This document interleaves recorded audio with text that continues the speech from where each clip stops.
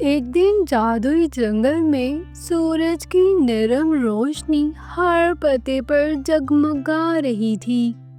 جنگل میں رنگ برنگے پھول کھلے ہوئے تھے، خوشبو سے ہوا مہک رہی تھی اور ہر طرف خوبصورت رنگوں کا کھیل چل رہا تھا۔ اس جنگل میں دو خاص پریاں رہتی تھیں جو بہت ہی خوبصورت اور جادوئی تھیں۔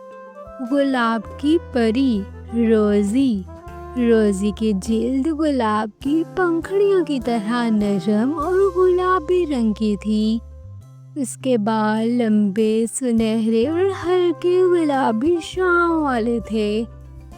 وہ ہمیشہ گلاب کے پھولوں کے کپڑے پہنتی تھی اور اس کے پیچھے چھوٹے چھوٹے روشنی کے ذرات ہمیشہ جھلملاتے رہتے۔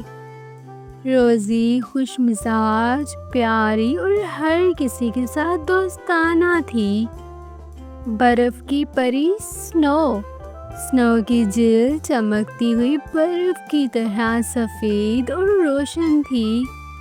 اس کے بال لمبے، سفید اور نیلے روشن دھاگوں سے بھرے ہوئے تھے جو سردی کی روشنی کی طرح چمکتے تھے۔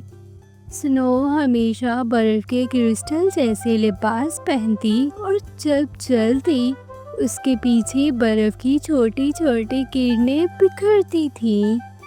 روزی اور سنو دونوں جادوئی جنگل کی سب سے مشہور پریاں تھیں، لیکن وہ ایک دوسرے کو بہت کم ملتی تھیں کیونکہ روزی زیادہ تر گرم اور خوشبودار باغات میں رہتی اور سنو برفیلے پہاڑوں اور ٹھنڈے جھیلوں میں رہتی۔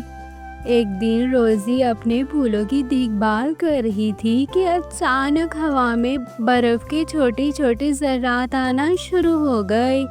روزی نے حیرت سے اوپر دیکھا اور وہاں ایک سفید چمکتی ہوئی پری کو دیکھا جو ہنس رہی تھی۔ ہیلو، میں سنو ہوں، برف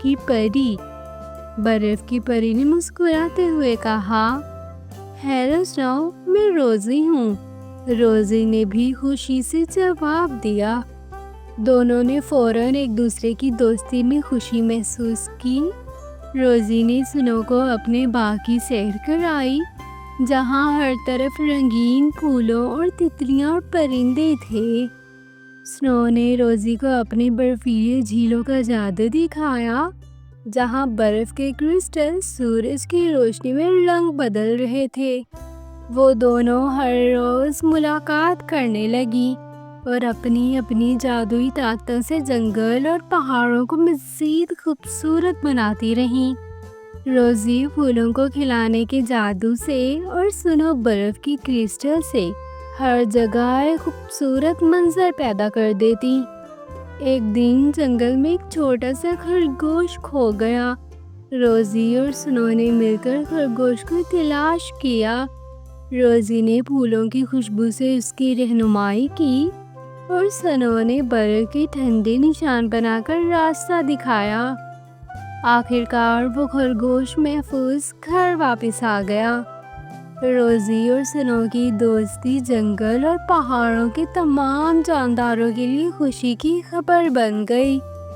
سب کہتے گلاب کی پری اور برف کی پری کی دوستی سب کے لیے بے مثال ہے۔